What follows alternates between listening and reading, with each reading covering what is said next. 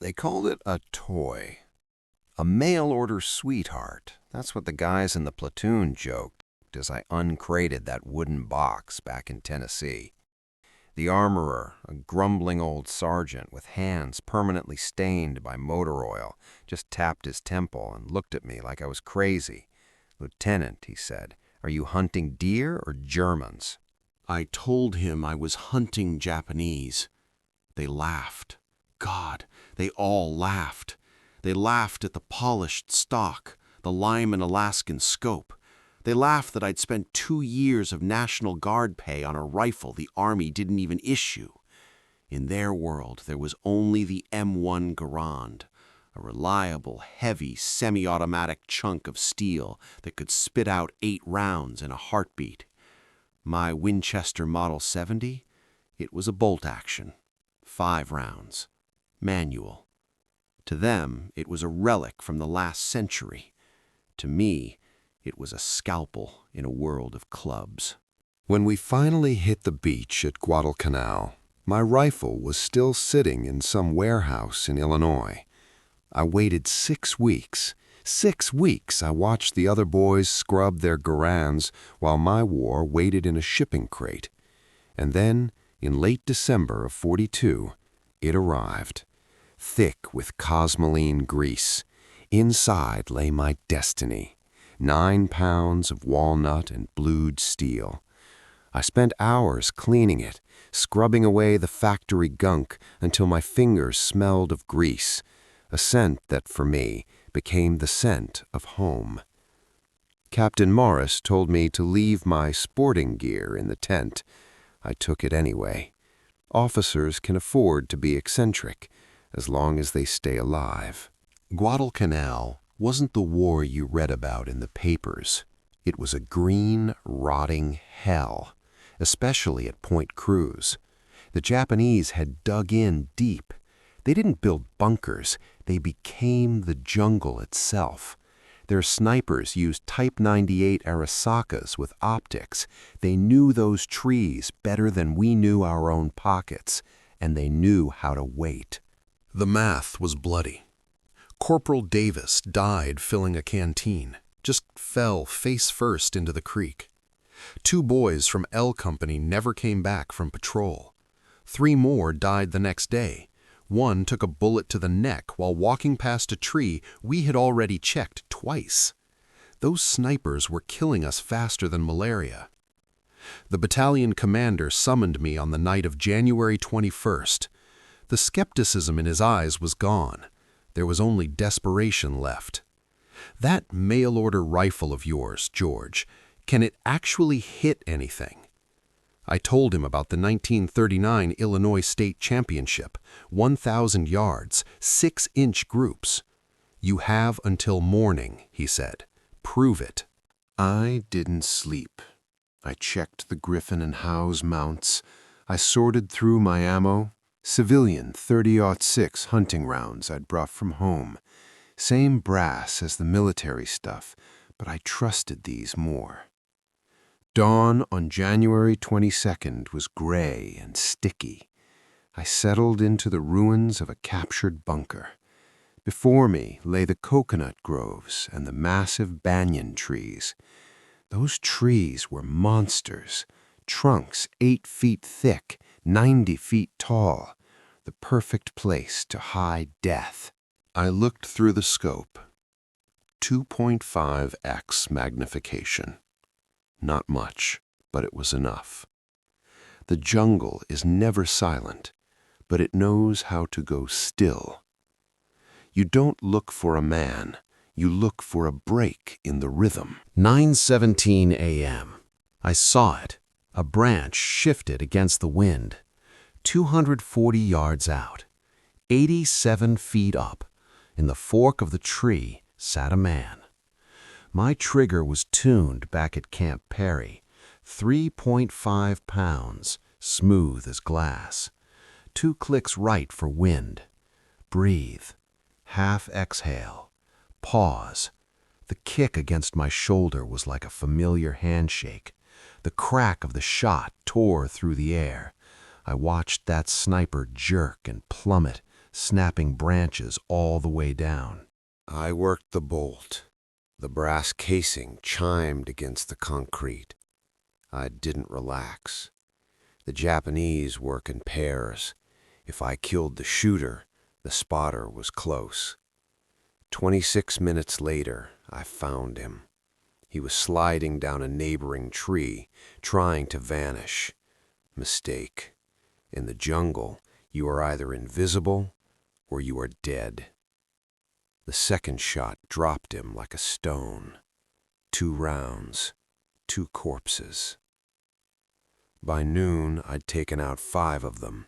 Word spread through the battalion faster than the smell of frying bacon.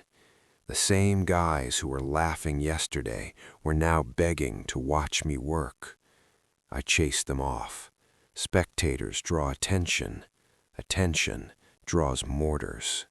January 23rd brought the rain, a tropical deluge that turned the world into a wall of gray. I waited. When it broke, I spotted number 6. He was smart, used the noise of the rain to climb into position 290 yards out, but he underestimated my glass. After that shot, the war changed. The Japanese realized they weren't fighting a lucky grunt. They were fighting a specialist. 09:57 a.m. Mortars started raining down. They'd spotted my flash. The first salvos were short. The next was closer. I didn't wait for the third. I grabbed my rifle and bolted for a shell crater. Behind me, the bunker I'd occupied seconds ago vanished in a cloud of dust and debris. I kept hunting from behind a fallen log. 7, 8. Number 8 was perched 94 feet up. He felt like a god up there, I'm sure, but against the sky, he was just a target. That night, I cleaned the Winchester and did the math. 11 snipers, according to intel. 8 dead. 3 left. The cunning ones, the survivors. And now they knew exactly who I was, what I carried, and that I was hunting them. This wasn't a range anymore. It was a duel. The night before the 24th was the worst. I barely slept. I moved before dawn. I chose a pile of rocks, an old Marine machine gun nest. 08:17. I found number 9. He was in a palm tree, only 40 feet up, 190 yards away. Too low, too obvious. His camouflage was good, but from my elevation, I could see his shoulders. I started to squeeze, then I stopped. Every instinct I had screamed, "Don't buy it." The last 3 wouldn't be this stupid. This was bait, a live target meant to draw my fire so the real killer could pin my location. I lowered the barrel and scanned. 11 minutes. That's how long it took to find him. A banyan tree, 80 yards from the palm. He wasn't looking at the palm. He was staring at the fallen log where I'd been yesterday. I had a choice. Take the sniper? Too risky. I decided to flip the board. I shot the decoy in the palm. As the body fell, I swung the scope to the banyan. I knew he'd react. It's human nature. He flinched toward the sound. That movement killed him. I caught him mid-turn. Number 10. But now my position was blown. I scrambled into a mud-filled drainage ditch. 6 seconds later, the rocks I'd been lying on were shredded by machine gun fire. They weren't holding back. I crawled through the muck until I found a shell crater filled with rainwater. I went in, chest deep. I rested the rifle on the rim. 1 left. The ghost. He was the best. He'd seen 10 of his brothers die. He knew I was moving. I searched the trees for an hour, but he wasn't in the trees. He was on the ground. 9:47 a.m. I saw a shadow in the ferns. He was crawling, moving like a phantom toward my last position. I stayed dead still in that water. 10:03 a.m. He reached the rocks I'd just left. He was 38 yards away. I could have ended it right then, but that chill hit my neck again. A survivor wouldn't expose himself like that. I didn't shoot. I scanned wider, and I found number 12. A second soldier, lying behind a log, 70 yards away, covering the first one's back. They had me pinned. A bolt action against 2 rifles. If I miss once, I'm dead before I can cycle the bolt. I did the only thing I could. I went under. I submerged my head until only my eyes and nose were above the surface. I held the Winchester vertically to keep the barrel dry. I became the mud. They lost their patience. The first one stood up, thinking I'd retreated east. He signaled his partner. They started walking past my crater, exposing their backs. I rose from the water like a swamp demon, water streaming off my face, blurring my vision. Crack! The first one dropped. Bolt back, shell out. The second one started to spin, raising his rifle. Crack! He hit the dirt before he could find his trigger. 11 snipers, +1. 12 shots, 12 corpses. I stood in that water, shaking, adrenaline turning into nausea. But the war wasn't done. Voices, Japanese voices, loud. A whole patrol was coming to see why their snipers had gone silent. I went back under. It was the most terrifying thing I've ever done, hearing them walk inches away, seeing their boots through the murky film of the water.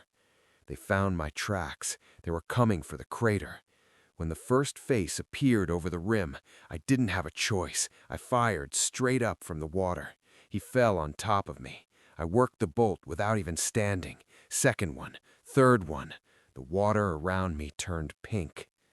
I was running out of ammo. I exploded out of that hole like a cork and ran. The forest behind me erupted in gunfire. Vines tripped me. Branches whipped my face. I felt like a hunted animal. I dove into a dry crater and curled into a ball. 2 rounds left. 2. And there was a platoon out there. But they didn't follow. Maybe they'd seen enough death for one day. I spent an hour creeping back to our lines, soaked, shivering, carrying a rifle that was more silt than steel. When I walked into the command tent, Captain Morris looked at me like he'd seen a ghost. "How many rounds left, Lieutenant?" "2, sir. And the count? 11 snipers, 3 infantry." He was silent for a long beat. Then he just said, "Go get cleaned up, John, and scrub that damn gun." The story could have ended there, but Colonel Ferry wouldn't let me rest. "Can you teach this?" he asked, nodding at my Winchester. So I taught them. They gave me 40 of the best marksmen in the regiment. I got them Springfields with optics. I taught them more than just shooting. They knew how to shoot. I taught them how to see, how to wait, how to work in pairs, because a loner in the jungle is a dead man. We built a school of death right there on Guadalcanal. The next time we went out, we were 16 pairs. In 12 days, my boys took out 74 of them, 0 casualties on our side. It wasn't a duel anymore. It was a harvest. My war on that island ended with a bullet to the shoulder, a stray shot from some retreating grunt. Irony at its finest, surviving a duel with the elite and getting plugged by a random rifleman. In the hospital, I found out I'd been put in for the Bronze Star, but more importantly, orders came down. The Army needed men for a secret mission. Burma, the deep bush, operations behind enemy lines. I looked at my Winchester Model 70 leaning against the cot. The stock was scarred, the bluing was gone, but the glass was clear. "Well, sweetheart," I whispered, "looks like we're going back to work." I'm John George. I'm no hero. I'm just a man who knew how to read the wind and keep his hand steady when a living soul appeared in the crosshairs. And I know one thing. In war, it's not the biggest gun that wins. It's the man who sees the shadow that shouldn't be there and pulls the trigger.